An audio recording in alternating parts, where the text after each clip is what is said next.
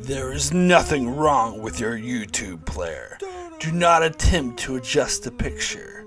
I am now in control. I control the horizontal and the vertical.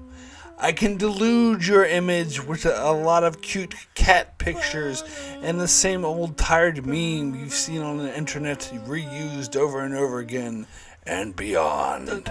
For the next hour or so, however long this ends up being, I will control everything that you see and hear. Unless, of course, you turn off the video or, look away from your screen, but whatever.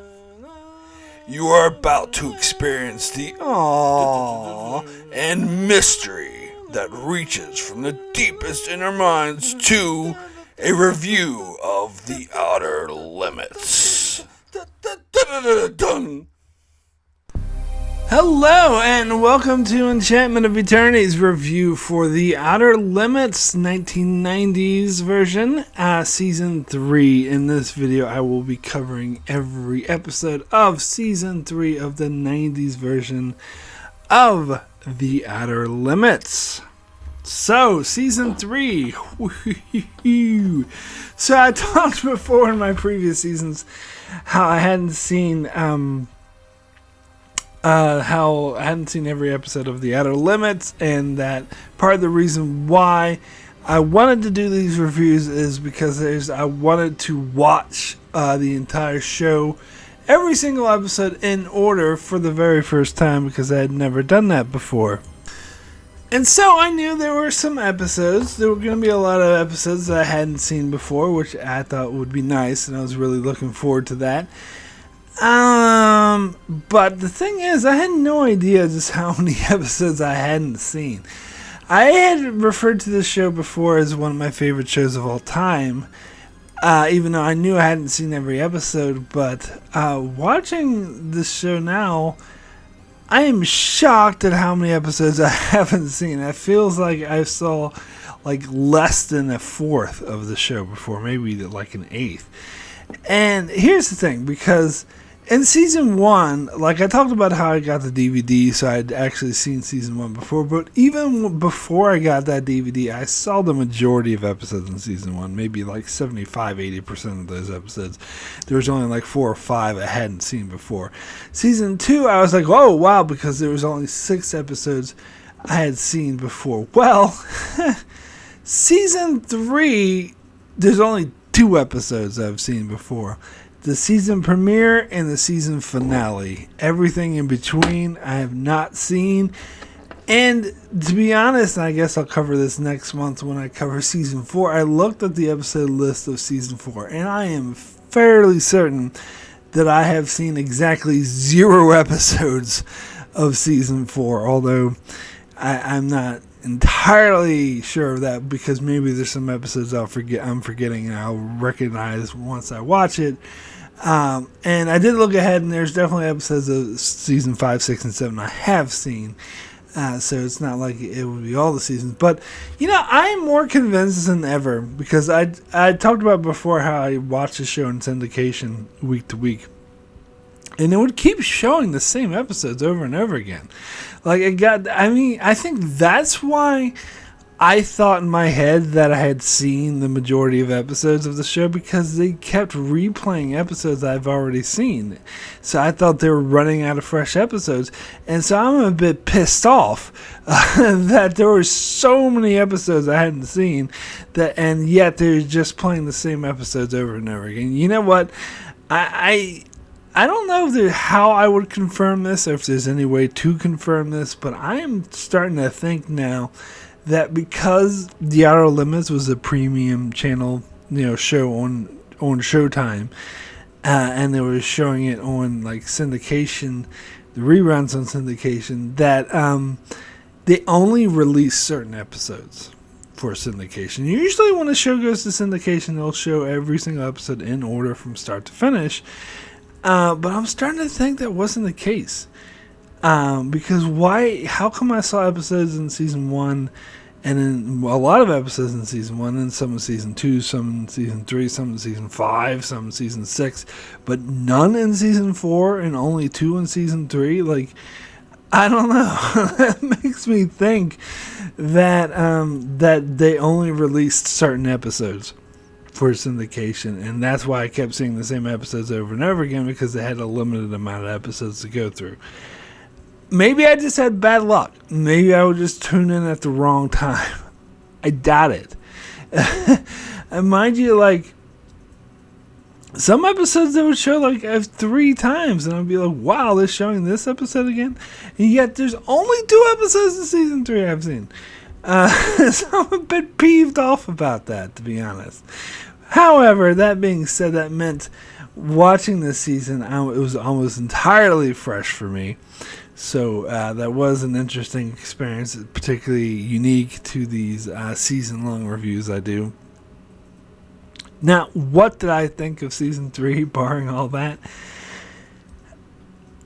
I liked it. I think it's different than season 1 and 2, because both those seasons I feel had high highs and low lows, where season 3 was a bit more consistent. It didn't have as many high highs or low lows, so it was more of like in the middle. Most of it was more consistently decent. Like, it had either most of the episodes that were bad were just kind of bad. They weren't too bad. Most of the episodes were good, weren't that great, but they were pretty good. So it kind of stayed in that mid-range, as opposed to seasons 1 and 2, which would go really high or really low. So I find it was a more consistent watch overall. All right, so let me go ahead and get into the episodes of season 3. And as I said, the only episodes of season 3 I'd seen before this rewatch were the premiere and the finale. So let me get to the premiere first of all, which is called Bits of Love. This is the episode where you find that is apparently after the apocalypse, and we have this lone survivor who's living in this holographic sort of environment.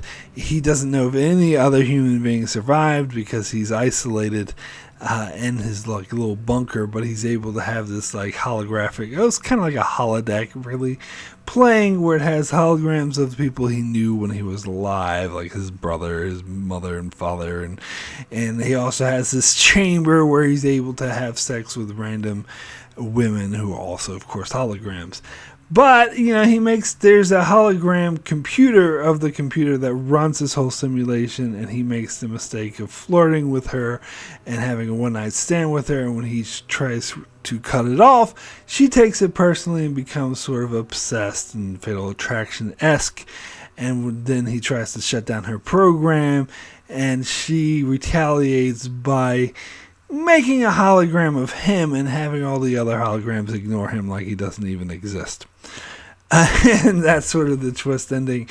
Now, as I said, I'd seen this episode a couple of times, I believe, on syndication, so they must have wanted to really promote this one. And it was on the DVD for the Sex and Science Fiction.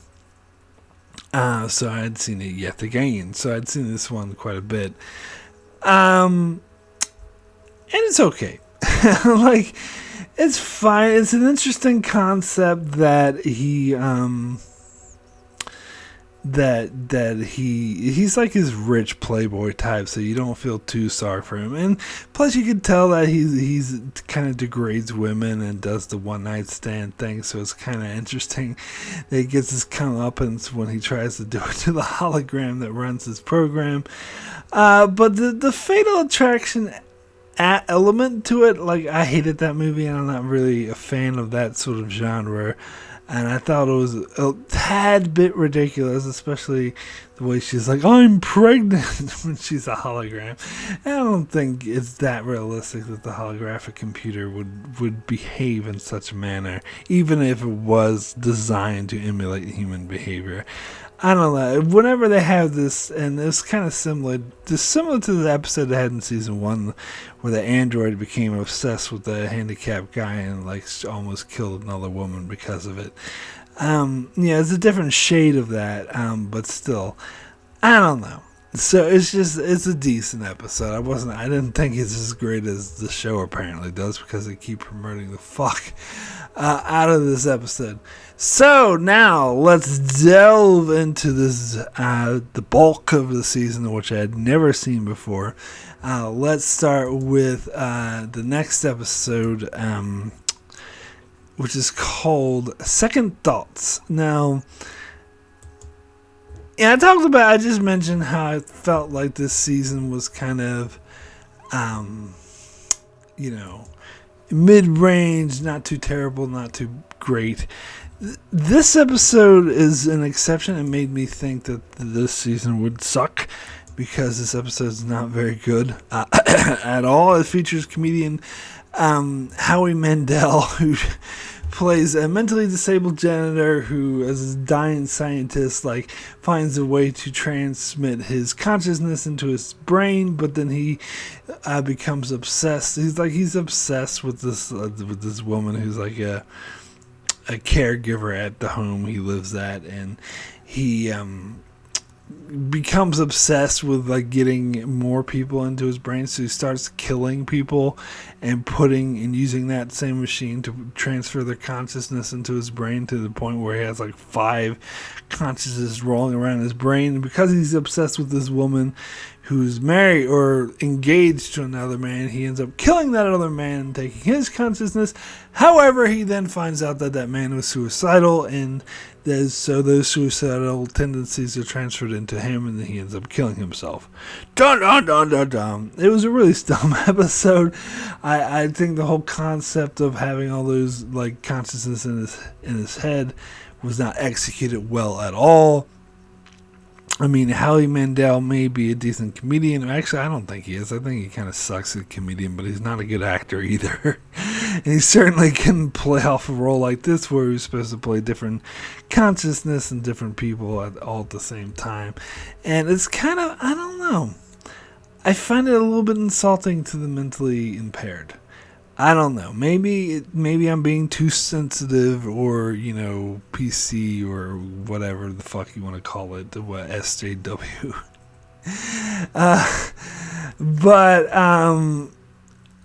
Yeah, I don't know. It kind of rubbed me the wrong way, and plus it's just not an interesting episode, and it was boring. So let me move over to the next episode, which is Regeneration, which features like that old bald guy who was in the show. What's the show he was in? It was like Criminal Investigation. Hold on, I'm gonna look this up right now because I'm curious. He's known for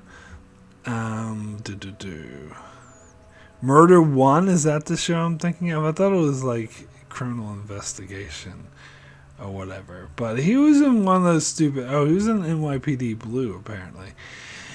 I know he was in one of those like popular crime type shows. But anyway, Murder One. Yeah, he was in Murder One. But anyway, he was married to Kim Cattrall. Now it's funny, Kim Cattrall, of course, was in Sex and the City, or I know her best from Star Trek VI: The Undiscovered Country. But anyway, he's like way older than her, so it's like they're supposed to be a married couple, and the whole time I kept thinking he's old enough to be her dad. This is fucked up. But anyway, maybe she's just young. Maybe she is older than she looks. But anyway, it's funny, when I first saw Kim Cattrall, I mistook her for the actress who plays the doctor on Stargate SG-1. I'm blanking on her name. Was it Frasier? I can't remember. But anyway, the doctor who's on SG-1, I was like, no, wait, that's not her. That's Kim Cattrall. And then, like, the next scene, the actress who plays the doctor from SG-1 appeared as a doctor. I'm like, holy shit, she's in this episode too. I was just thinking about her. Anyway, so this episode is about like their son dies, and the bald dude is like this rich politician, business owner guy, and he owns a genetic, lab or whatever, and they find a way to clone the dead son as a embryo and to impregnate his wife, who agrees to it, but then she can somehow communicate with the fetus. Is actually kind of retains all the memory of the dead son, and there's like this big shocking reveal that he had the father had like accidentally murdered him, and she goes a bit insane and crazy about this because the son, the embryo, is so terrified of the father that she ends up killing him. And then we find out that the doctor is pregnant with the father guy, with the bald crime guy. That's pretty much all I have to say about this episode. It was kind of silly, kind of dumb. It wasn't the worst thing ever, as I said. Most of the lows this season weren't that low, but it's kind of just, it's a bit silly. It's like, whatever. That's what I say. Anyway, next episode we get to is The Last Supper, which I actually really liked this episode. It started off with a simple premise of a college boy going home to the parents and introducing his long-term girlfriend to his parents, but it starts to fall weird because the father somehow recognizes his girlfriend, and they go through this whole sort of spiel of them being like weird to each other until we finally get a flashback that shows that he was like a military guard in a base where they were doing experiments and they were torturing this woman who was, the girlfriend of his son, and he rescues her, and they sort of had a bit of an affair. And so he thinks that his son's girlfriend is his daughter, and he's like, well, you can't date my son, you're related.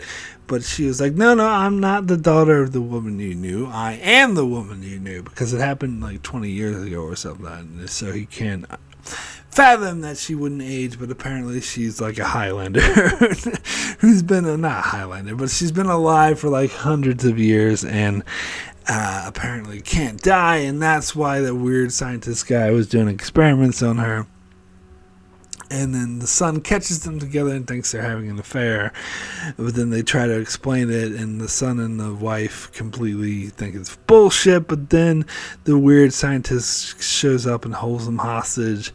And he injects himself with the blood of the immortal, and thinking it would make him immortal, but instead it de-ages him and makes him die in a really gruesome manner. And so the wife and the son are forced to acknowledge that she was in fact telling the truth, and everyone reconciles and everything's okay. I kind of like this episode. I like the thing with the scientist, like trying to kill them and being obsessed, like, I want to fund the views. Like, that was a bit silly, but I like the personal character story aspect of this episode. I like how they slowly revealed the information about how the father had a prior relationship. It was an intriguing mystery too, which I think they played off well at first, because you had no idea how they knew each other or what the deal was. And when the reveal came, I thought it was pretty satisfying, and I thought sort of the interplay between the family dynamics felt very sort of realistic and dramatic. So I thought it worked. So I thought this was a pretty good episode. So next episode is Stream of Consciousness, which I actually think this is more relevant today than it was when this episode first came out. I'm surprised how well it has aged. So in this episode, it takes place in the hypothetical future where everyone is connected to a stream. So they have like a neural implant in their brains, so they're all connected to basically the internet. But but you don't have to go to log on or go into a computer. It's like instantly. It's like an internet that connects straight into your brain, so you can access absolutely any data, anything you want, instantly. And however, there's some people who had neural damage, particularly at a young age, who are incapable of accepting the stream. So this episode follows a man who can't have the stream, and he like reads books, and everyone thinks he's such a weirdo and an idiot. They treat him like he's mentally disabled because he's incapable of having the stream, so he can't access anything he wants instantly, and he thinks that he's dumb because he reads. And it's a really interesting concept, and the reason why I think it's like more relevant now is because this is, has I said, an obvious parallel to like internet, but which the internet was around in the late 90s. But I think is more relevant to like smartphones and how technology in modern times has completely taken over. Particularly like the scene where they have a scene where he's at a hospital and all the doctors are just sitting there silently because they're connected to the stream.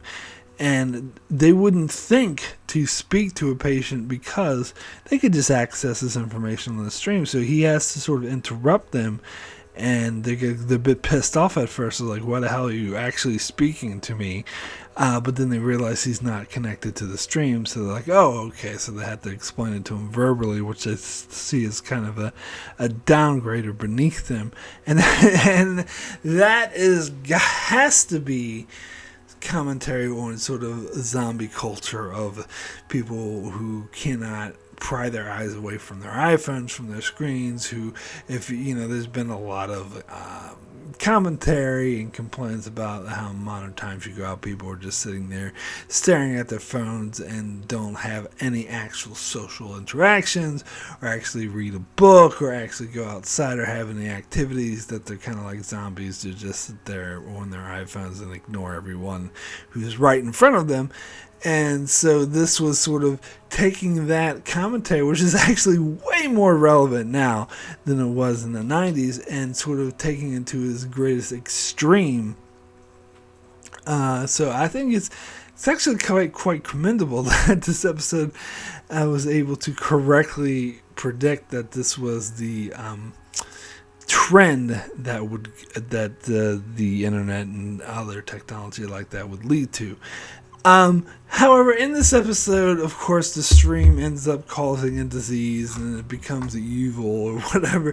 Well, not evil, it just wants to, well, it does kind of, because it wants people to try to kill the dude who's not connected, because he can recognize that the stream is what's causing people to become ill and die, and so he wants to shut down the stream as a solution. And so the stream doesn't want to be shut down, so it sends an angry mob to kill him, and he uses that to his advantage, because he finds a book that has the shutdown code, so he just gets someone who's connected to the stream to look at it, and then it's downloaded into the stream, so it automatically shuts it down.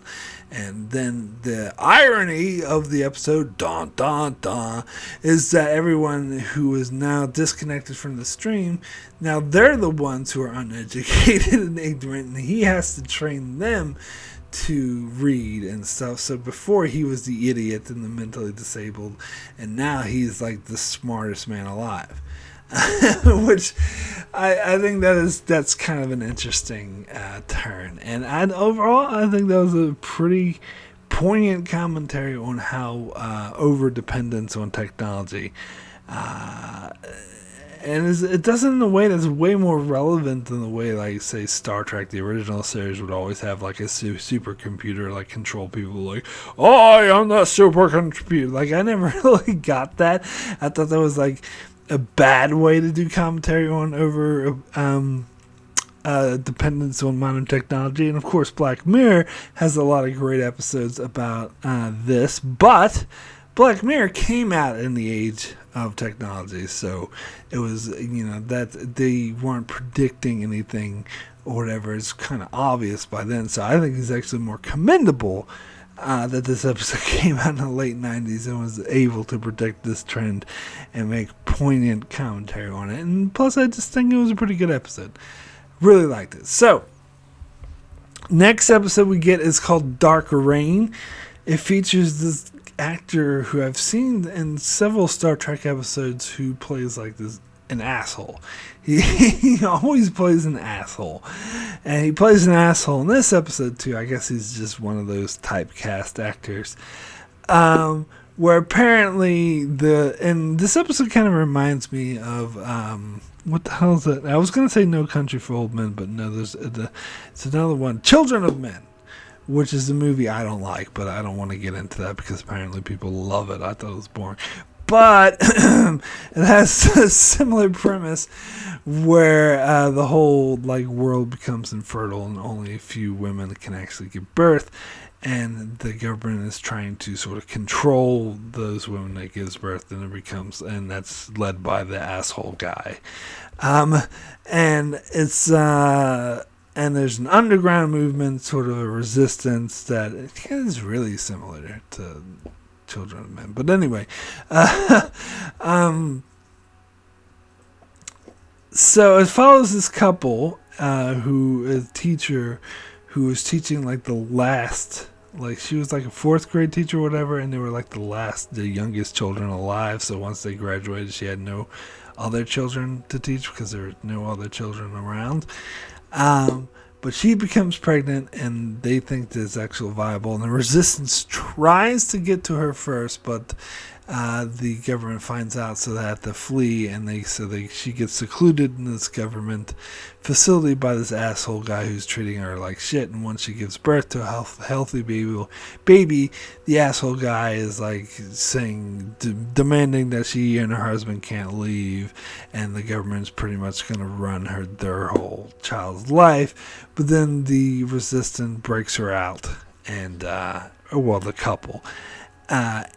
And they take her to a place where there's a lot of kids, even younger, and there's a lot of young kids. Apparently, the resistance is just, a place that they were hiding all the kids from the evil, tyrannical government. I liked this episode too. I thought the following this couple was very interesting, and I thought they were very well fleshed out characters. I think the guy who plays the asshole politician plays a really good asshole. So that worked, and I don't have much to say about this other than I was pretty invested in it throughout, and I thought it was a decent episode. So, get to the next episode, which is The Camp, which, despite its title, it's not campy, but it's about maybe it's a little campy, but it's about a post-apocalyptic nightmare where these aliens had taken over the earth and they enslaved the human race, and there's a subset of traitor humans who decided to work with these aliens to enslave all the other humans. So it follows one particular camp where all the humans are, well, not all of them, but all the people who live in the camp are enslaved by the traitor humans who run the camp, and they're forced to do manual labor. But one of the women is taken in by the commandant, who reveals that all of the overseers and people who run the camp are actually not humans. They're androids who were built by the aliens to oversee it. And so she is given special, privileges so that she can help because she's an engineer, and these androids are degrading, so they want her to help them repair them. And so all the other humans in the camp think that she's a traitor and start treating her like shit, but really she's trying to work to overturn them. And then it's basically revealed that the aliens left Earth. They had some war somewhere else, and they just fucked off, and that's why these androids are falling apart, because there was no replacements for them. So they eventually have a revolt where a lot of people die, but they manage to overthrow the androids and kill them all. And they go out and open the gates, which they'd never seen outside the gates of the camp before, and they see a nice little green pasture. Apparently the aliens are gone. Again, I thought this was a decent episode. I thought, again, not too great, but it was a good episode. I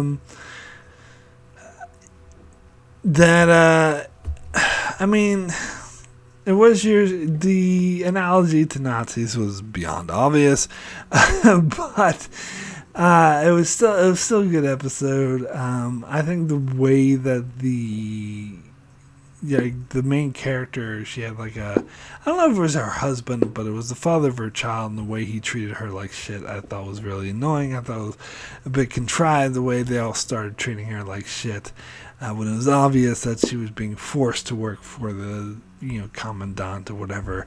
I do like the actor who played the commandant and the interaction between them, especially once they found out they were androids. That was interesting, but other than that, there's not much to this episode. So, yeah, another decent episode. So, next episode is called Heart's Desire.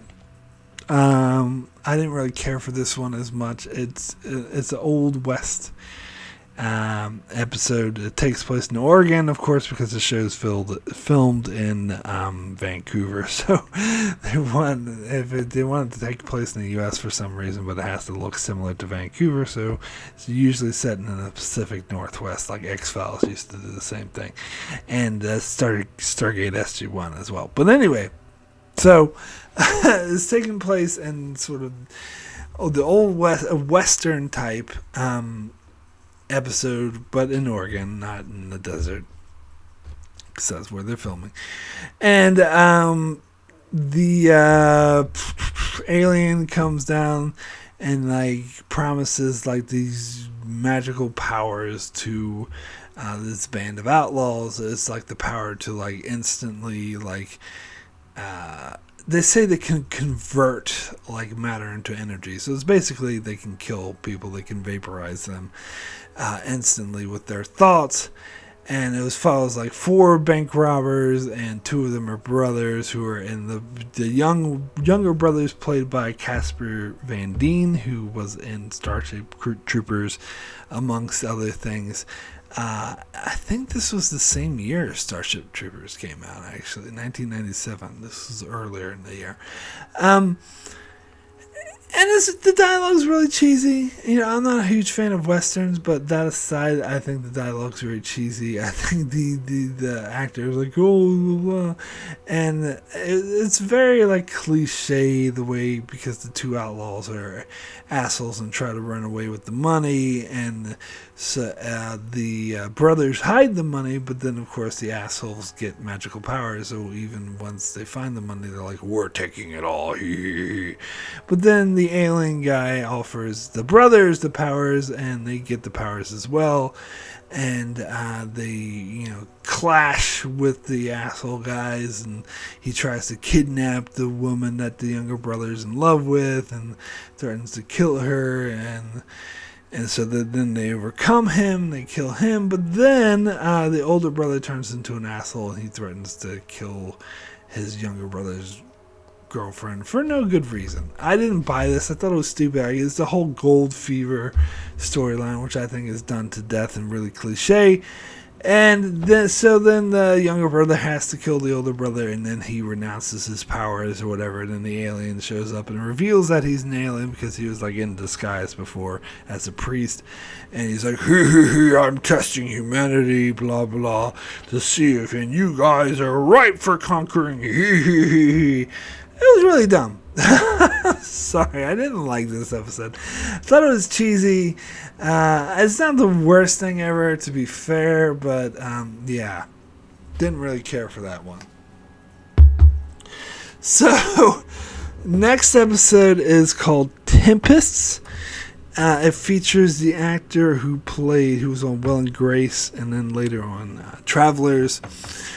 I think Will and Grace came out after this. It's funny because when I see pictures, like stills from this episode, I instantly recognize that actor. But when I actually watched the episode, I didn't think it was the same guy. It's like he looked a bit different. It's like, are you sure this is the same guy? But I looked it up, and yeah, it's the same guy. So, but anyway, so this is another space episode, and it has like a really sort of rich background, which I thought was fascinating. So it's about the ship that's transporting a cure to this colony where the people are dying from this disease. Now, the colony apparently had revolted from Earth and tried to gain its independence, but it lost in the war. So the commander of the ship was one of the people who fought in that war, and the doctor is a doctor from Earth, and I think there's a new governor who's going to take over the colony who's also from Earth.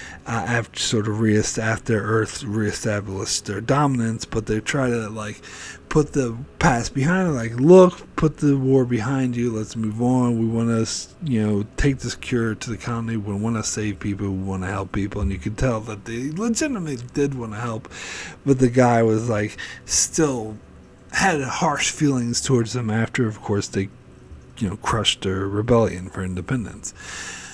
But they crash on their way to the colony, and they're carrying this precious, cure that they need to save everyone. And they crash on. They didn't even make it clear what the hell they crash on, but they crash on something, maybe a moon of a gas giant. Or maybe the gas giant itself. They never were very clear about this. I mean, at the end of the episode, they say it was some space creature, but I think that's just a delusion, so we don't know if that's what they crashed on. So, basically, they crash on something, some sort of body, and the guy the commander is apparently also the engineer, so he goes outside to repair the ship, and he's attacked by this spider thingy.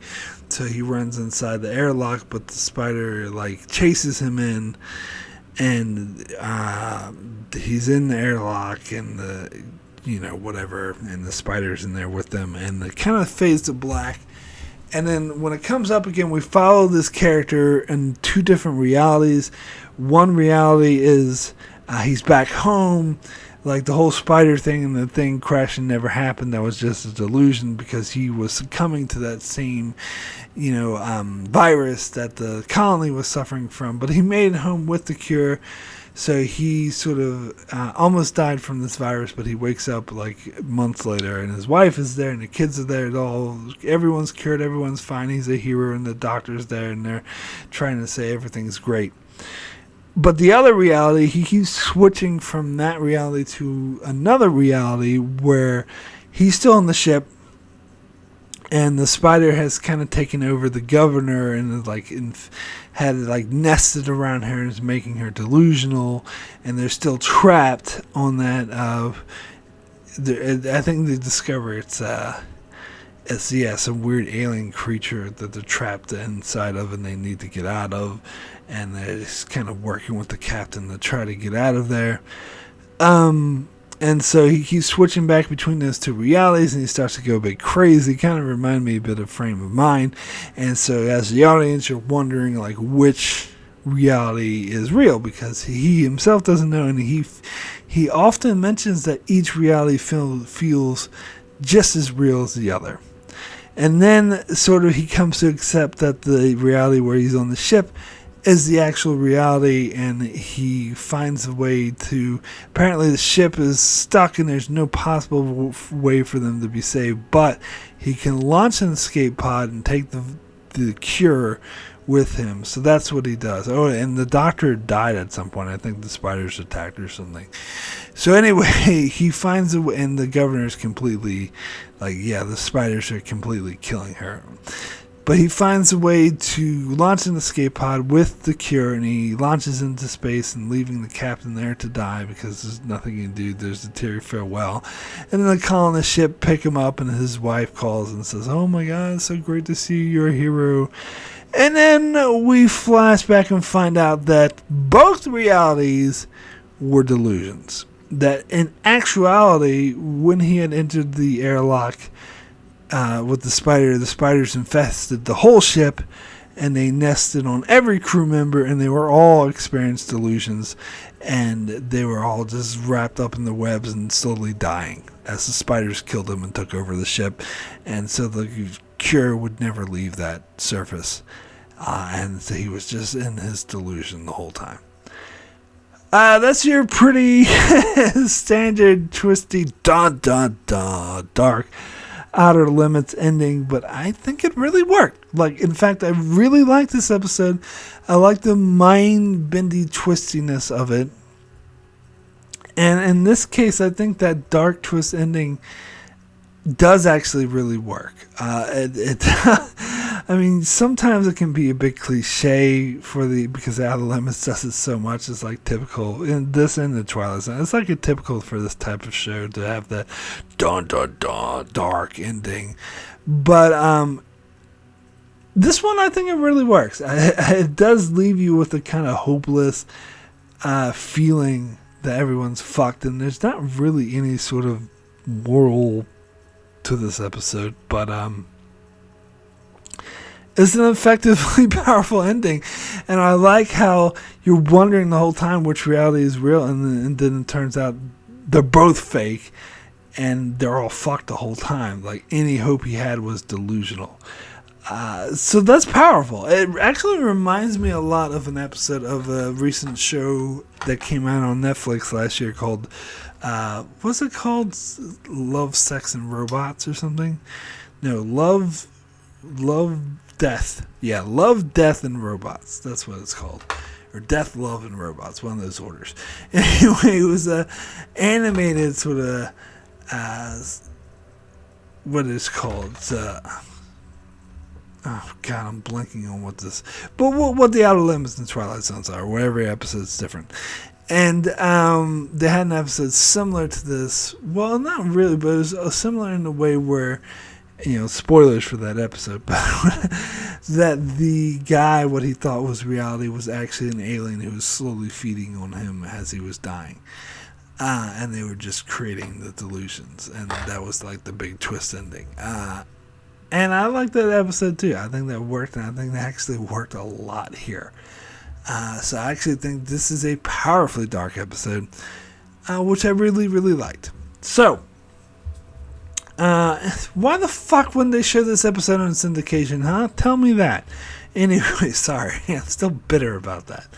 They're just repeating like this crappy episode over and over, like showing it 5 times in a row, but they wouldn't show this one once. What?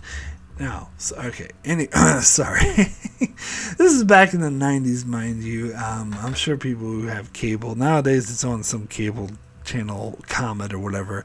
I'm sure they actually show every episode in order the way they should. But for some reason, syndication in the 90's, they wouldn't do it.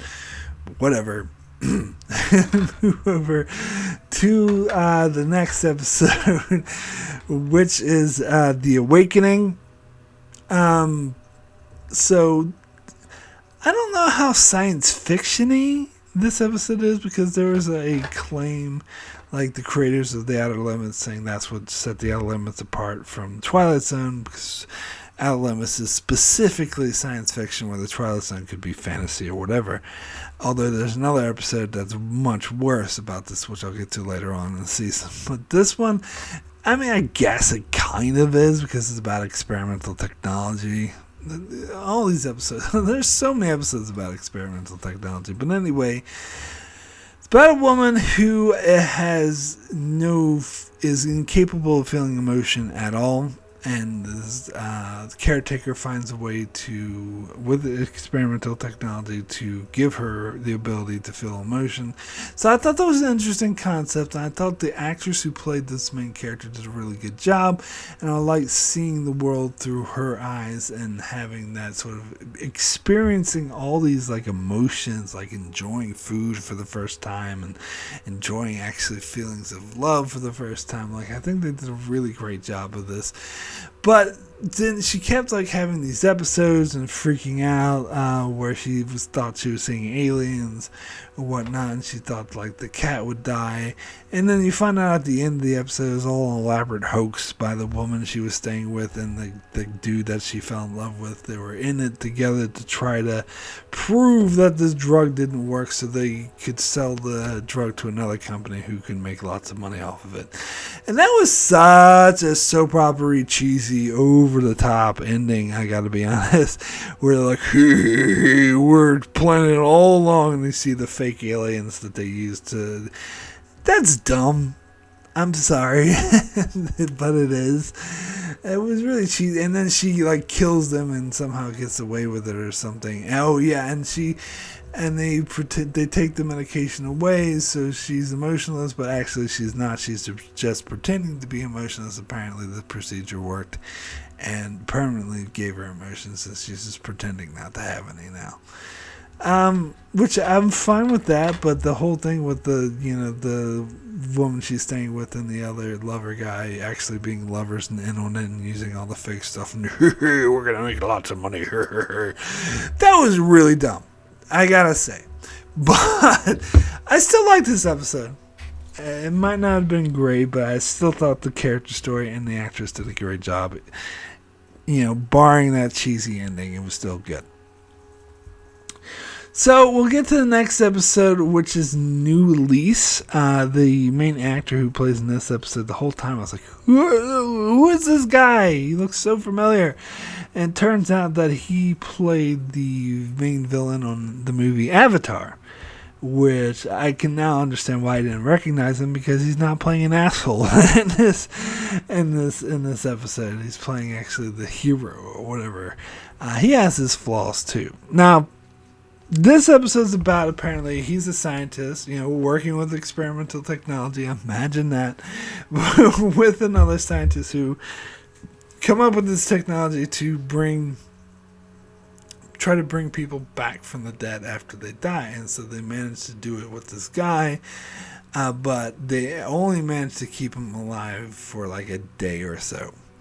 And the scientist guy is being really callous about it, because the dude they brought back to life is like, let me see my wife and family for the last time. And they're like, no, screw that. We want to monitor you because this is an experiment that we need to improve on, and we need to collect data. And he was being very callous. And then, the guy dies. But then, wouldn't you know it, coincidentally, this guy happens to get mugged, and he gets shot, and he's killed. And so his colleague uses the experimental technology to bring him back to life. And then so now he's like, oh my God, I only have a day to live. So he goes out and spends it with his family, and who he's neglected before. And his wife is like, why are you acting so weird? Why are you being all caring and loving all of a sudden where you're neglectful before? And he's like, oh, nothing's wrong. I just want to love you, blah, blah, blah. And then he also finds the guy who shot him, and he's like, you killed me. And he goes out and shoots him and kills him. And then when he goes back to his colleague, when he's ready to die, his colleague is like, guess what? You're not going to die after all, because because we're able to get to you so fast, and you weren't on ice for too long, that this technology is actually going to bring you back to life permanently. And he's like, oh, I'm alive. I can live again. I got a new lease on life. And he goes home and tells his wife about it. And he's like, oh, I love you. Such a perfect ending. Now, the ending of this episode was so goddamn predictable. I mean, it was so predictable. I could see this coming a billion miles away. As soon as they set up all the stages for it, I'm like, okay.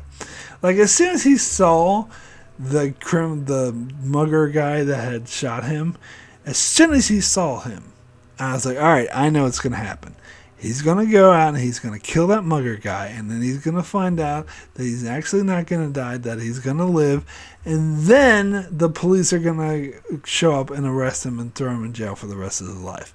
So, I mean, even before he killed the mugger guy, I knew that was what was going to happen. It was so predictable. And so at the end of this episode, when he's like hugging his wife and he's like, I'm alive, we're going to spend the rest of our lives together. The whole time I was like, all right, and the police are going to show up now the police. And then once they did, and I heard this knock at the door, I'm like, there they are, they're the police. It's so obvious that they were gonna show up and arrest him. And the way and it was so fake, the way, like, you're gonna spend the rest of your life in prison, we take a dim view on Vigilante. And he's like, no, believe me, I was dead, he had killed me. They're like, yeah, sure, whatever, dun dun dun, dark ironic ending, da da da. So yeah, so this episode wasn't the worst thing ever, but it was far too predictable for me. And it wasn't that original, and it was a bit cheesy. Like, it was so serendipitous that the mugger just happened to show up and kill him. Like, what a happy coincidence that he happens to have a machine that can bring people back from the death. And then it just so happens to run into that mugger and just so happens to kill him, and just so happens the police recognize. It's a lot of, like, contrived steps to get him to this dark, or to get this episode to that dark, ironic ending, da da da. So it's way too contrived and far too predictable. So, I mean, as I said, there's definitely worse episodes. It's not the worst thing ever, but it's kind of, yeah, whatever.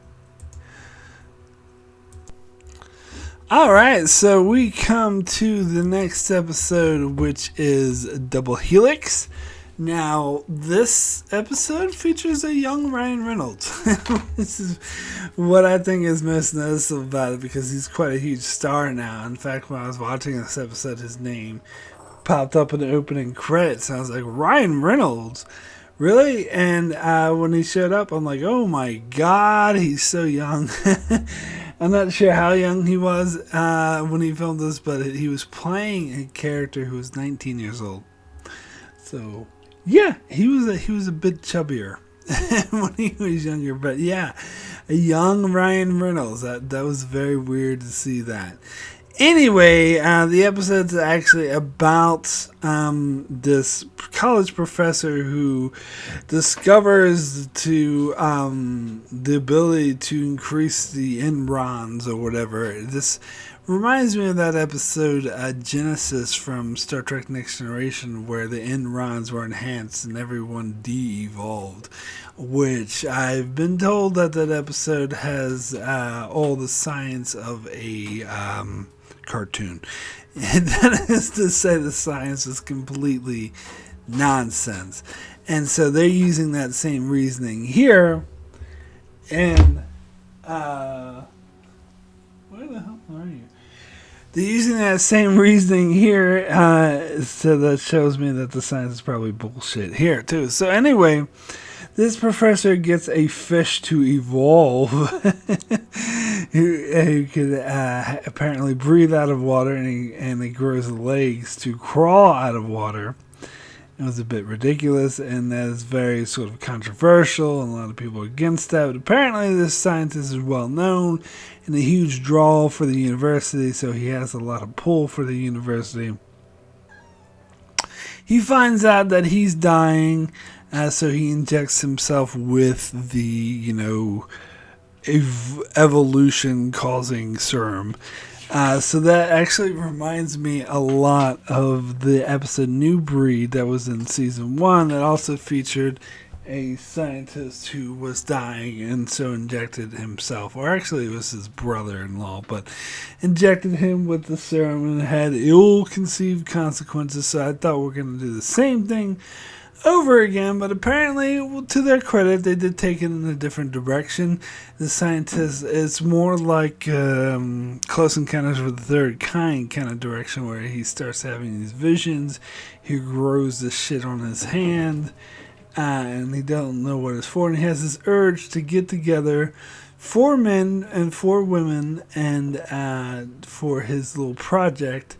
And so he's very sort of vigorous in the screening processes. It has to do with not just intelligence, but also physical capabilities. Like he gets rid of this guy. He's like, "You're getting rid of me because I'm fat, aren't you?" He's like, "Yes."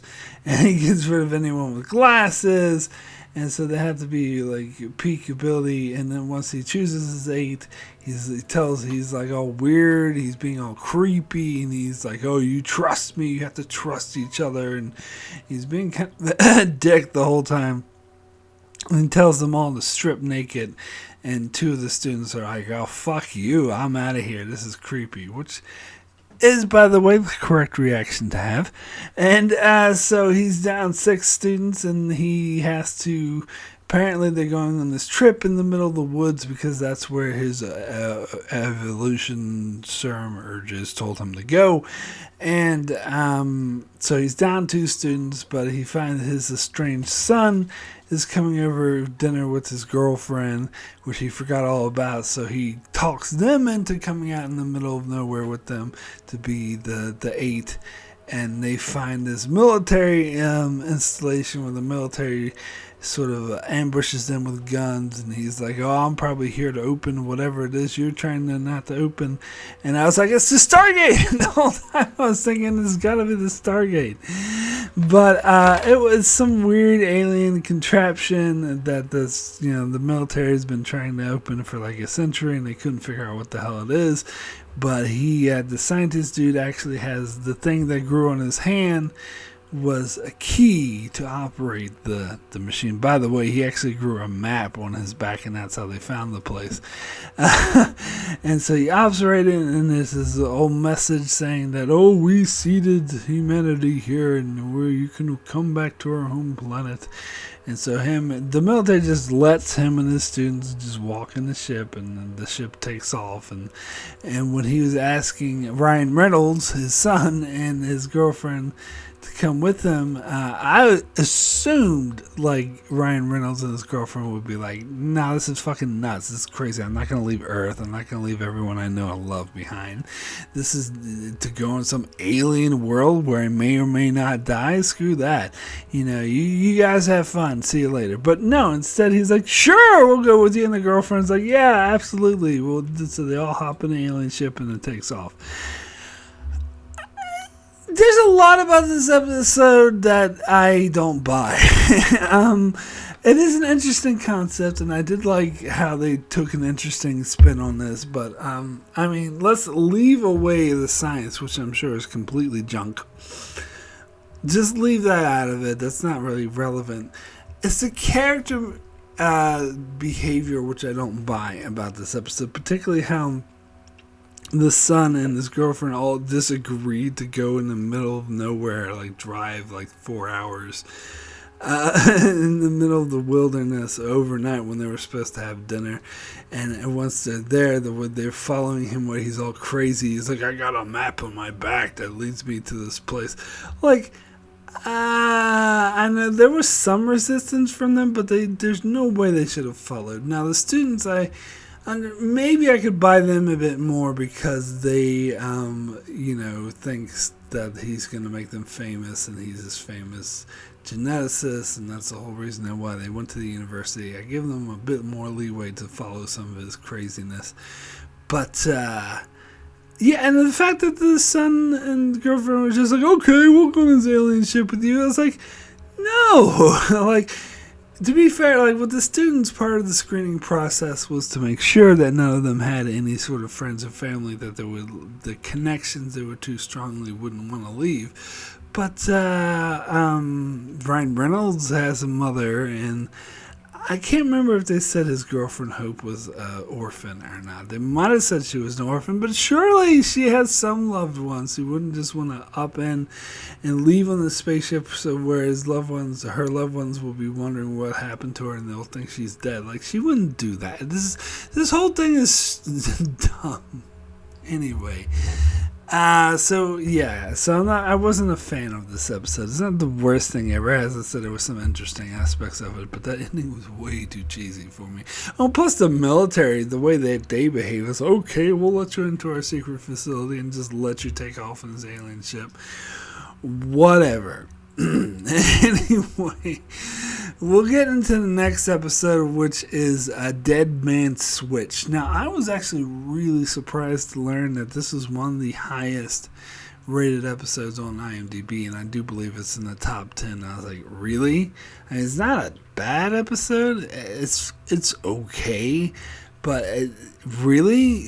Top 10? Like, there's got to be so many better episodes than this one. This one is just about average. So, It's about the military is expecting this alien and Armada to visit Earth, and they have no idea what their intentions are. They don't know if they're peaceful, hostile, whatever. So they came up with a failsafe where they send this dude deep underground where he's got a dead man switch, a button he has to press every couple hours, or else it will operate pretty much all the nuclear weapons and all the biochemical weapons and every sort of weapon they have around the world all at once, not just the US, but all weapons everywhere, and it will completely obliterate the planet. So it's kind of a fail-safe so that if the aliens turn out to be hostile and overwhelm them, then they have that fail-safe there that will kill all the aliens. And plus they told the aliens outright, like they didn't say where it was, of course, but they don't ask me how they communicated, but they communicated like, look, if you kill us all, we got this failsafe that's gonna kill you. And so the whole episode is about this dude underground, and apparently there's like 4 other people around the world who are also on the ground, so they have backups in case one of them fails to push the button. There's this hot chick in Russia who he like starts dating, and I hated that storyline. I thought that was so cheesy. There's this dude in South Africa. There's a psychologist in Australia, and there's this hacker fun type guy in China. And I thought the whole thing was kind of boring, to be honest. And so they all start dying off one by one. First the hacker guy dies, then the South African dude freezes to death, and then the Australian woman, like, they think she's being rescued because they see someone like tearing down underground to get to her, but then you assume it's the aliens that nab her. And plus, it had been like a year or so since they heard from the colonel. I don't remember exactly, maybe not a year, but it had been a long time. So, why the fuck are they still pushing that damn button? Like, shouldn't they at this stage just assume the aliens took over? They hadn't heard from the general for a long time, and they're starting to get wiped out one by one to the point 3 of them are gone. Especially like with the hacker guy kind of died in the fire, which it could have been an accident, and the South African dude froze to death. That possibly could have been an accident. But with the Australian woman, literally got like dug up underground and yanked away by aliens. At that stage, you're like, okay, we're fucked. The Earth has been invaded. We should probably stop pushing the button now. And that was their whole point, their whole mission. But no, he's too in love with the Russian chick, but then she soon dies off from a fire as well, so he's alone, and he's still pushing the fucking button. And then, like, they show, like, a couple weeks have passed, and for no reason, he just finally decides not to push the button anymore, and it goes off, and then it gives him another 30 seconds, and right in the nick of time, the colonel calls, and he's like, hey, stop pushing the button, everything's fine, we worked it out, like, we're down, having a bad time at first, but we managed to fight back the aliens, so stop pushing the button. And he does, he's like, oh, thank God. And it's like, all right, the general, colonel guy, whatever. It's like, okay, we're going to work to get you out of there. Just in the meantime, keep pushing that button. And then they show, like, the surface is completely overwhelmed by aliens, like the Earth is wiped out, and it's similar to the spider thingies in the episode Tempest, but it's like taking over the colonel's body and like forcing him to talk, so it wasn't really the colonel, so it was a dun dun dun twist ending. The aliens actually did take over and kill off humanity, and they were just pretending to using the colonel's body to make sure that the guy didn't set up all the weapons. See, now I talked about in Tempest how the dark twist ironic ending actually really worked for it, and it really enhanced the episode. For me, this is kind of the opposite. This dark twist ending kind of didn't work. It kind of felt like it felt contrived. It was there just to be there, and plus I think it actively damages the episode. Like, I don't know, to me this is the kind of episode I think would have worked better with a happy ending. because these feel kind of moronic to me for not pushing that button. Not pushing the button, to not letting the weapons go off way earlier, especially when they were just dying off one by one. Plus, I thought the majority of the episode was kind of boring, and I thought his romance with that Russian girl was so dumb.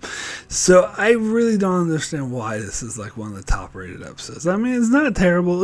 It's an interesting, fascinating concept, but it was kind of cheesy.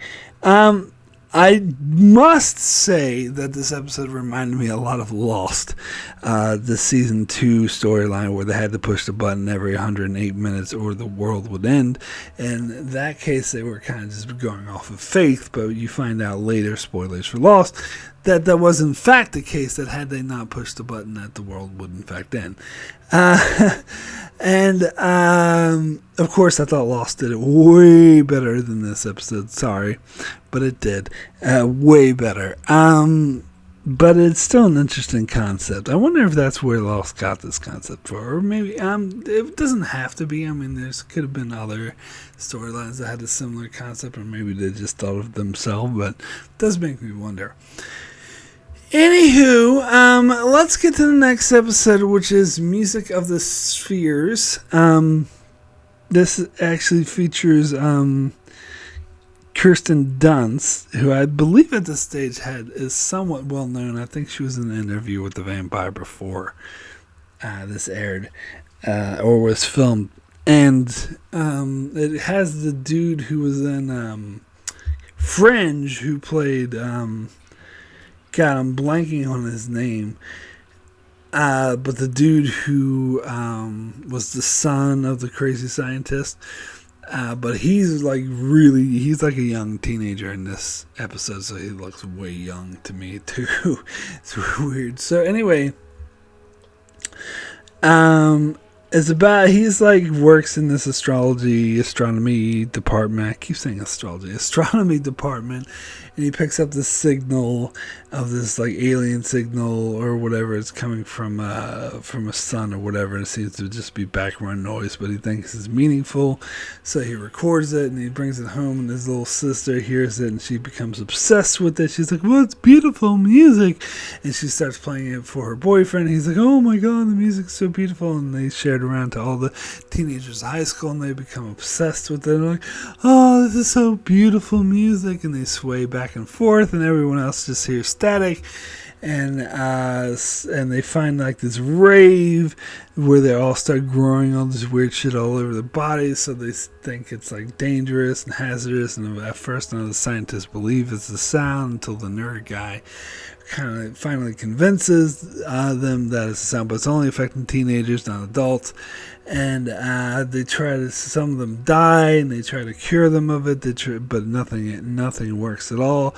And then in the background throughout the episode, you hear all these newscasts about solar flares or the Earth, like the sun, like something weird happening to it. And it turns out that the alien signal was just there to purposely try to shield humanity, because the sun's about to change to an ultraviolet or whatever, and humanity wouldn't be able to survive, and they all die. So the music transforms them into these golden looking creatures.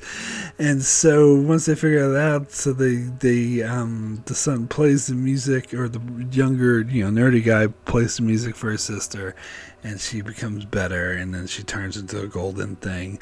And then they release this to the public, and so the public have a choice to turn into the golden thing so they can survive the new sun. If for the people who choose not to, like the father chooses not to, they have to stay indoors for the rest of their lives, because the sun will literally kill them.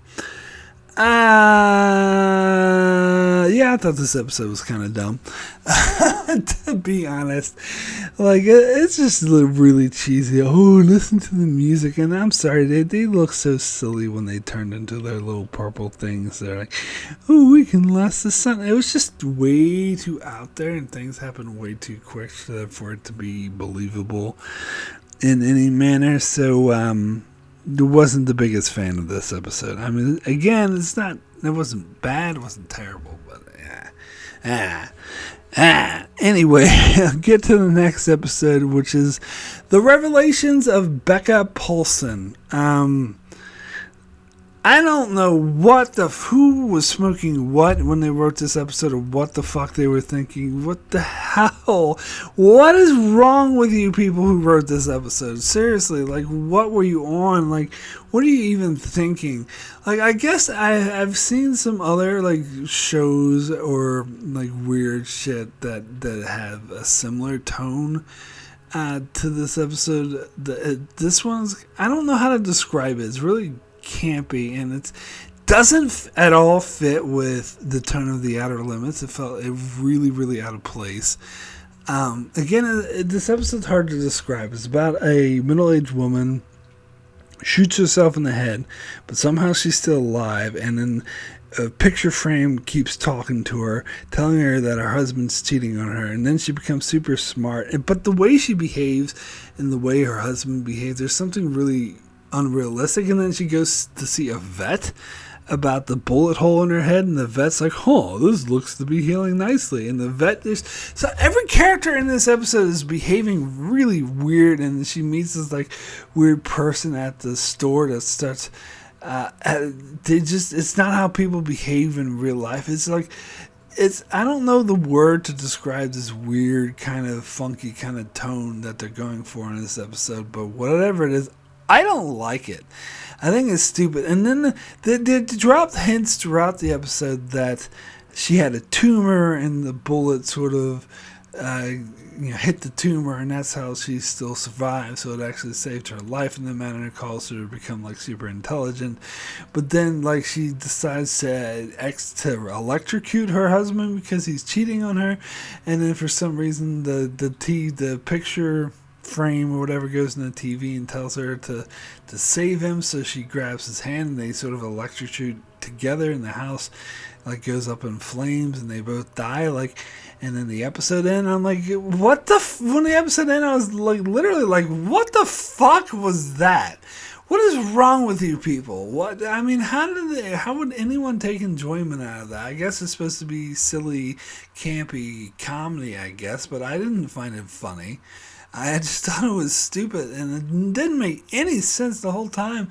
I guess it was supposed to be comical the way like Steven Weber played the picture frame guy, and he kept talking to her when at the store there's a whole bunch of them. Like, I don't know. It sucked. I hated this episode with a passion. Anyway, let me go ahead and get to the next episode, which is called Bodies of Evidence. What episode is this? This is the episode with, is it Mario Van Peebles or Martin Van Peebles? Let me see. Mario Van Peebles. They said it was directed by Martin Van Peebles. Is that him under a different name, or is that his brother or something? Directed by Melvin. No, it's Melvin Van Peebles. Is that his brother? I don't know. Anyway, or is that his father? Maybe. I don't know. Maybe it was his father. But anyway,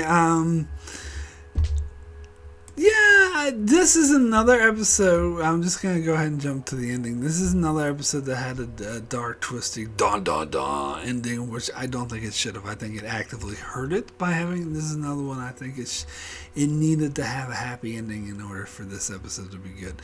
Like, so, as I said, it's not like I always want happy endings, and Outer Limits is known for its dark, ironic twist, In many cases, I think that works. Like, in some cases, I think it really works. Like, again, the episode Tempests, I thought that dark, twisted ending made that episode really powerful and impactful.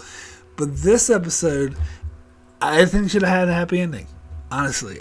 So this is like, it ends up being like a trial episode where this guy is returning from being a captain on a space station. He's put on trial for killing his crew, and only 2 people escaped, him and the doctor. And we see flashbacks where there's this alien pretending. It reminded me a lot of what's that movie called? Sam Neill and Lawrence Fishburne, they're on a spaceship, haunted house. Event Horizon. It reminds me a lot of Event Horizon because people like see like loved ones or whatever, and they like lead them to their death and like laugh as they die. That's what happened in Event Horizon, which I also believe came out around this time. Maybe it was a year after this. Now I think it was the same year. So anyway, like this guy, for example, sees his son. He's like, "Oh, Billy," and he's in the airlock, and so he follows him into the airlock, and then Billy flushes him out the airlock, and he suffocates and dies in space, and the little boy's in the airlock laughing, like, but it happens much faster than it did in Event Horizon, but apparently in this case it's an alien who's like purposely trying to kill him, and Mario Van Peebles. Like it tries to fool him, but he sees through it, and so he freaks out and he takes the doctor and leaves. And then when they're rescued, he insists that they destroy the space station, but no one listens to him, and now they all think he's crazy and that he killed his crew, so he's put on trial. His ex-wife, who I recognize as a recurring actress on Stargate SG-1, she plays his lawyer, and she manages to get him off by convincing them that there was this weird experiment that the doctors were doing that got loose and caused them all to go temporarily insane, and that's why they killed it themselves. So Mario Van Peebles is innocent, and he was delusional because he got it, but he was pissed. He didn't want to be freed because of that, because he was sure that there's an alien there trying to kill him. But then he talks to the doctor that, survived with them, and find out, da-da-da, she's the alien, da-da-da. And she's returning to the space station to continue her work to sort of invade and colonize Earth and kill everyone there. Da-da-da. And there's no one will listen to him. They throw him in a mental institution, even though he knows that this alien's going to kill them all. Da-da-da-da. As I said, I think this episode should have had a happy ending. I think the cliche ending where it turned out that the doctor was really the alien, it made me feel like the whole episode was a waste of time. Like, why go through this whole trial and then just only to reveal that the alien is like right there, the doctor, whole time, and not do anything about an alien gets away with. I'm sorry, for some reason I really wanted the alien to get her comeuppance. I really wanted Mario Van Peebles to prevail. So yeah, I don't know. Anyway, so didn't really care for this one that much. One thing I made the Stargate SG-1 comparison. One thing I forgot to mention in my intro is the season reminded me a lot of SG-1. I mentioned that in my season 1 review, but there was only one producer who's shared both shows. But I'm convinced now it was way more than producers. It must have been the whole production studio. Like, the music is exactly the same. They must have the same composer. The font that has like the ending credits, like executive producer or whatever, that's exactly the same. And this season in particular strikes me so much as the SG-1. But anyway, let's go ahead and let's get into the next episode, which is feasibility study. So I think there's a slight possibility that I may have seen parts of this episode before, although I don't know for sure if that's the case. I do know that I definitely didn't see the whole thing. I definitely didn't see enough of it to get what was going on. So if I did see any of it, it was just like a couple minutes or two. Plus, like, the concept of this episode is very similar to a lot of other stories I've seen or read. So I might just be getting it confused in my head. It might be just feels familiar because it's similar to other stuff I've seen. So the concept, and actually I really like this episode, to be clear. I think this is a great episode. It starts off with a teenage boy with his girlfriend. They go to her father's house, and she announces that she's running away, and he doesn't want her to because she's supposed to go to college, and the boy is kind of a orphan, and he's kind of like homeless, and he's like, oh, what are you just gonna do, flip burgers? And so the father kind of just levels with the boy and tries to be like, well, can you think this through? What's going to happen to her? If you care about her, maybe you'll just leave. And so he convinces him to leave, and it's mainly because he's scared, and this pisses the girl off. And so the episode takes a totally different turn than I thought it was going to. Like, I thought this episode was mainly going to focus on this couple and these teenagers and how, she wants to run away with the boy or whatever. But what happens next is aliens come by and lift up the whole, like, they're in like a gated community, by the way. It's like an African-American guard who's guarding this, rich white community. And aliens come by and they just lift up the whole neighborhood and take it away into space and put it on their own planet. And this happens in the middle of the night, so everyone wakes up and they still think that, well, how come we don't have water or electricity? What's going on? Oh, we'll just drive into town. So they go to drive, and everyone's like starting their day, and you show the various people around the neighborhood. But as soon as they get to leave the neighborhood, there's a fucking energy field that's blocking them. And so this was a very interesting concept. No, now, as I said, I've seen a lot of similar sci-fi concepts where, like, aliens take over a suburban neighborhood or whatever, and I think there was a Twilight Zone episode called The Monsters. Was it Maple Street or something? It might have been, where that whole episode was actually about the people themselves were the monsters, and as soon as they all turned on each other and started killing each other for resources. And I thought that this episode was going to take a similar approach, because you had like a mob of angry neighbors like broke into this dude's house and stole his generator because he refused to share it, and when they demanded he try to share his food, he pulled a gun on them. So I thought it was all going to be about all the people going crazy and turning each other, but actually it took a different direction. So in the morning, the teenage girl went to run away because she wanted to be with her boyfriend, but she didn't realize yet that they were on another planet. And she encountered this alien who was in the nearby habitat who's dying from a disease, and he like begs her to help him. So she returns with him to his own habitat. But there they show his parents who are like turned to stone and they can't move, and he grabs her arms trying to be sympathetic, please help. But then his hand turns into stone and it's locked into place, and she's stuck. And the father's out looking for her, and while he's looking for her, he's abducted by the aliens who live on this planet, and they explain what's going on. They said they were brought here to be slave laborers for these aliens because they're too lazy and tired to do all the labor themselves, and so they wanted to find a species that could survive in the atmosphere, and they deemed that humans actually could.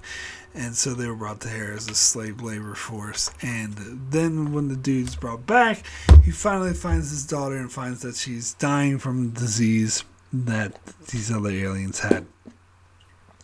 And so his plan, while everyone's in there's this other dude who was talked to by the aliens, is like, oh yeah, let's go ahead and be their slave labor.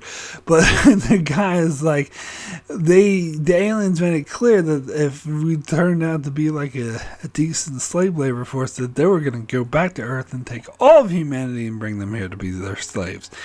So his brilliant plan was to purposely infect themselves with this disease and die, so that the aliens would deem that humans could in fact not survive in this atmosphere, and therefore they wouldn't be viable, therefore they wouldn't go back to Earth and take all of humanity.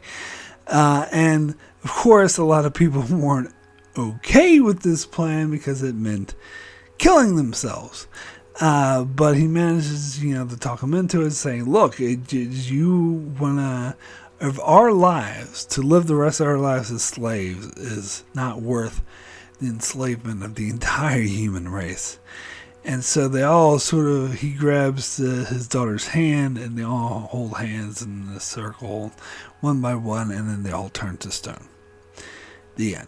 I like this episode. I think it was a very fascinating concept. I think the characters were really fleshed out. I particularly like the character of the father, because he was like, it's hard to describe, but it's interesting the way he could talk people. He the whole episode started off with him talking the boy into leaving his girlfriend, and it showed. But he couldn't talk his daughter into doing anything because she still had a lot of resentment. But in the end, of course, she loved him, whatever, because she was about to die, and that how he was managed to talk everyone else into killing themselves. That it's worth it to save the entire human race, and that they did, and they turned to stone, and no one would know what they did to save humanity. So yeah, it was a really interesting concept. I mean, some parts of it is a bit hard to buy, the aliens, the way they were just like, oh yeah, you're going to be our slave labor force, and we're going to enslave all of humanity. You're all good. Just tell everyone else to accept it. I don't know. That attitude seemed a bit cavalier, which, I don't know. I guess you could say they're aliens or whatever, but... I mean, and I did think they were going to go the direction of the neighbors all turning on themselves, and that seemed to be just a red herring. I guess it was just there to show how hard it would be to talk them into killing themselves, but eventually that's what they do when, pretty grim ending, but again, one I think really works for the episode. It's a powerful ending, so really liked it. So I love this episode. So, now we get to the finale of Season 3, which is called a Special Edition. Now, as I mentioned at the top of this video, the finale was the one of two episodes that I've seen before. In fact, I've seen this episode, well, no, I only saw it once, but it was on syndication 2 or 3 times. Every time I turn it, I'm like, oh my god, is this episode again? And this episode is not good. It sucks. And so that's why it frustrates me that they showed this episode 3 times, yet they couldn't show any of the other 16 episodes in this fucking and they kept showing this up. I don't know if I was just unlucky, I just kept tuning in at the wrong times, but oh my god. So this is a flashback episode, a clip show.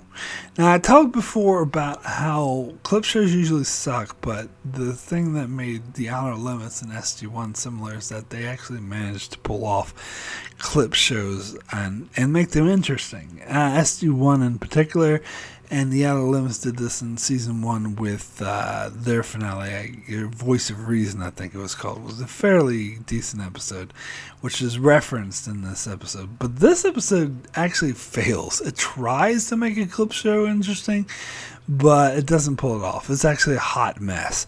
It doesn't make any sense. It tries to tie these clips together into a narrative that actually doesn't make any sense about body snatchers, about clones, and then it kind of crosses genres about turning humans into aliens. So it shows clips from several episodes, like that one where the dude was turned into Clancy Brown was turned into an alien, but it inserted the character from this episode into those clips, which I gotta say was kind of interesting. And so it would be interesting if they did this in an interesting narrative, but they didn't. It was all about a news, hard copy type show, or tabloid news show, where the reporters trying to reveal this hot thing, and they're being hunted by the agencies are trying to discredit them and trying to shut them down the whole time. And the news reporter is played by the dad from Growing Pains, and I really didn't buy him in this role. Yeah, it's a clip show, and so they try to tie. And the fact they showed some of the clips, they changed the concept of it. Like the episode where that woman was immortal, they were actually trying to say it was genetic and experiments. And they took a clip from the episode, what was it called, Dark Rain, where they showed a bunch of babies who died from the virus, but they said, "Oh, these are clone babies." But that's completely not the context that they were presented in. And it's not just, it's just the whole narrative was like all over the place and didn't make any sense. And the ending was like really cheesily dark, where they make a clone of the dude, the reporter dude, and have him go on air like they steal a broadcast where he says, "Oh, I was wrong. It's all a hoax. I was mistaken. I'm so sorry. My producer's all dead." Now, I will say that was a creepy scene where the producer and everyone is watching that, and they're saying that they're dead, so they know they're about to be killed. Like, that was effectively creepy. But then they're just killed, and I don't know. I think this episode was a hot mess. A hot mess. Now, one thing I do have to point out is that one of the clips they showed, I was like, wait a second, I didn't see this episode. Did I miss an episode? Did I skip over it? But I looked it up, and apparently it was a clip from an episode from season 4. So it hadn't even come out at this stage, and they were showing a clip from a future episode. And by the way, I read the synopsis on the episode, and it said it was about parallel universes. So it was about all these different versions of the guy from parallel universe. But in this episode, they made it out as if they were clones. Anyway, this episode sucked. And why do they show this episode 3 or 4 times in syndication, not any of these other good episodes? It pisses me off, to be honest. Anyway, so that's it. That's all of the episodes of season 3 of The Outer Limits. So now, as normal, it's time for me to name my favorite and least favorite episode of the season. So I'll start with worst episode for the season. As for worst episode, there's a couple contenders. A special edition, which I just talked about, is definitely a contender. Also, Second Thoughts, the one with Howie Mandel trying to play mentally disabled with all these consciousness going into his head. That was dumb. But for worst episode of the season, I'm definitely going to have to go with The Revelations of Becca Paulson. Maybe, again, this might just be my taste. Maybe there's some people who actually like this kind of style. I'm not one of them. Like, I really don't see the point of this episode. It was weird to a stupid degree. And there's a lot of weird that I liked. Like, there's good weird, but this is dumb weird. This is just, I don't understand the point of it. It was just so stupid. Like, oh, the picture frame's talking to her, and she's walking around with a gun shot wound in her head, and everyone's being really obtuse about it. Like, I don't get it. Like, what's the point? It's dumb. Anyway, now let me get into the best episode. Then there's a lot of strong contenders for this one. There's Last Supper, and the interesting dinner where the son brings home an immortal woman who actually had an affair with her father, or with his father.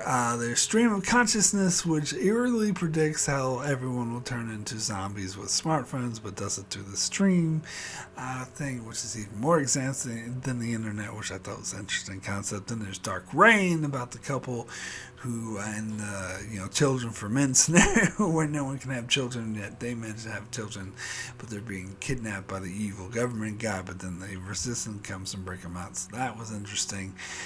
But for me, it actually comes down to 2 episodes, and it was really, really, really hard for me to choose between these 2 episodes. Like, I think they're really on par with each other. They're both really great, but I had to choose one. So for my runner-up, I'm going to say it's feasibility study. The episode I was just talking about before, where the whole neighborhood was brought to the aliens and to be slave labor. I think the characters were really fleshed out, and I think the way they unfolded the story and revealed events was really intriguing, and it held my interest. And it's a very, very interesting concept, and I thought the ending was appropriately dark. But as for best episode of the season, I'm going to have to give it to Tempests. This was... I like mind-bending episodes like this, or more like a mind fuck, I suppose would be the more appropriate term. And I love how it turns out that it's actually really similar to Frame of Mind, that both versions turn out to be delusions. But in this case, doesn't so much have a happy ending. In fact, the ending is a lot more grim and depressing than either one of these fantasies. And I love it because your assumption is to assume that the happy ending, the happy place he's at, is the fake, and that the one where he's still stuck on the ship and the governor's dying, that's real. But it turns out they're both fake, and that they probably know this, to know that they can't make it too happy for him, otherwise he'll figure out he's in a delusion. So they have to make it somewhat grim, so they switch back and forth between them, and they're all fucked. The spiders are taking over the ship and killing everyone, and the cure is never going to get to that planet, so everyone on there is going to die from the disease. Pretty fucking grim. But I think it really, really works.